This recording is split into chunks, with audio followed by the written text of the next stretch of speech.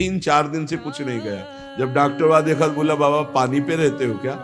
जो वैसे किया, जानबूझ करके मधुकरी नहीं जाना, 3-4 दिन नहीं पाना। अब देखते हैं भजन कैसे होता है। और यह अभ्यास बचपन से, भूखे रह करके, सर्दी में, गर्मी में, बीमारी में, हर स्थिति में भजन नहीं छूटना, दिनचर्या नहीं छूटनी।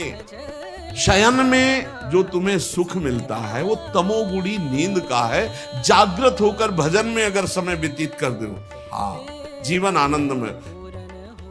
शरीर सुख आराम को नष्ट करने की जरूरत है साधक को।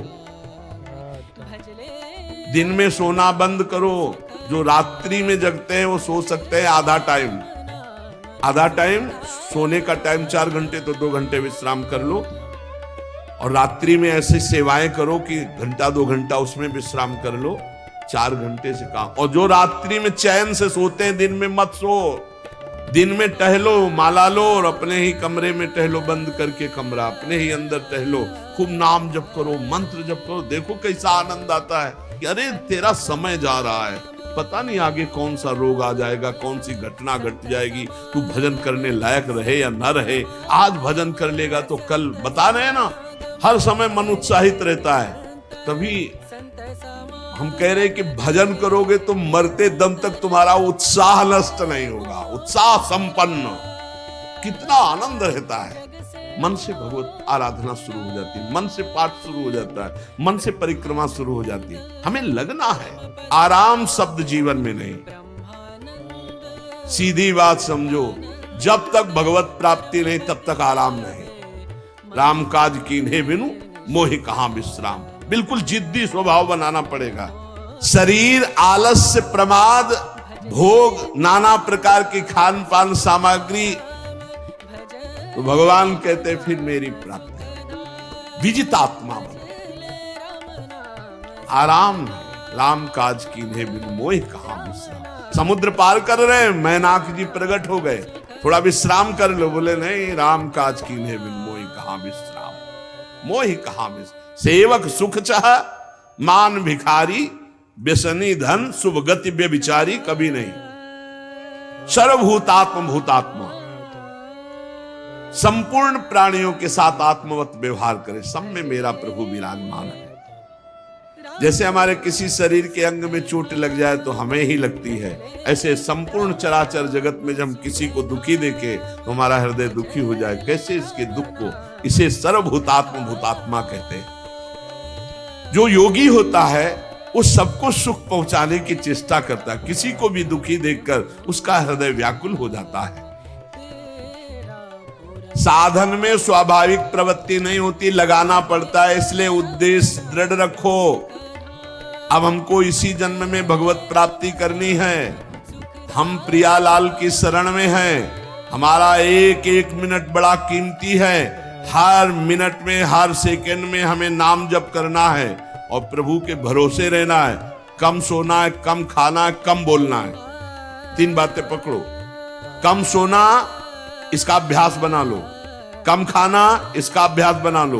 और कम बोलना, इसका अभ्यास। ये 3 बातें जीवन में साधक के बिल्कुल सरलता पूर्वक आ जानी चाहिए। मिताहार, मित भाषण और नियमित शयन। शयन से बचो, ये बहुत जहर है। नींद बहुत जहर है।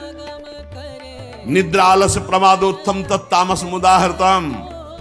इसको एक सीमा में बांध दो। 3 घंटे, 4 घंटे, 5 घंटे, बस 24 घंटे माला, काउंटर, वाणी, सेवा, टहल रहे। सो नहीं सकते, आराम नहीं कर सकते, नहीं कर सकते। ये अभ्यास बनाओ तभी आगे बढ़ पाओगे। सत्संग रोज सुनते हो, देखो तुम्हें जो डांट लगती है, तुम्हें बहुत प्यार करते हैं। प्रभु बहुत प्यार करते हैं, इसलिए डांट लगवा रहे हैं, इसलिए आपको सत्संग सुना रहे हैं। ये जीवन सार्थक कर लो, नहीं तो बहुत पछताना होगा। हम पशु पक्षी के जीवन में साधना नहीं कर पाएंगे। कैसे? हमारा चिंतन बदले। भगवान ने अगला शब्द का मदगत प्राणा। प्राण जिसके मेरे में समर्पित है। प्राण समर्पित का मतलब है प्राण वायु को लेकर प्रधान है। भोजन न मिले, जल न मिले तो भी हम जीवित रह सकते हैं काफी समय तक, क्योंकि प्राणवायु, प्राण बलवान पुष्ट होते हैं अन्न और जल से। लेकिन प्राणों की सत्ता वायु से है। ये जो श्वास प्रश्वास है, भोजन हमें 4-6 दिन न मिले तो आराम से दिनचर्या चल सकती है, पानी 8-10 दिन न मिले तो भी दिनचर्या चल सकती है, ऐसा नहीं कि मर जाएंगे। लेकिन 2 मिनट वायु ना मिले तो मर जाएंगे, 2 मिनट वायु ना मिले तो प्राण नष्ट।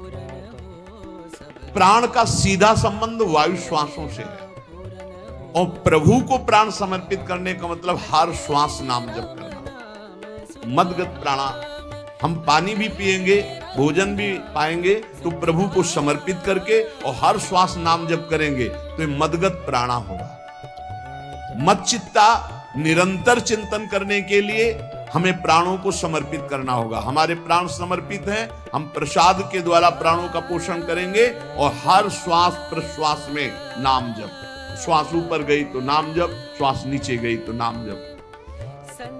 बोधयंता परस्परम, यदि हम किसी से बात करेंगे तो अपने प्रभु की चर्चा करेंगे, उसी प्रभु की चर्चा का कथन। कथयंतश्च माम नित्यम, केवल भगवत चर्चा करेंगे, केवल। कभी कभी ये लोक कल्याण की भावना भी प्रपंच में उतार देती है। निवेदन है कि यहां कोई लोक वार्ता का प्रश्न लेकर के नावे, एक जगह तो बख्श दो जहां केवल भगवान के संबंध की चर्चा होने दो। सीधा वृंदावन में आप आए हो तो प्रिया प्रीतम की चर्चा का प्रश्न करो, प्रिया प्रीतम की चर्चा सुनो, निहाल हो जाओगे।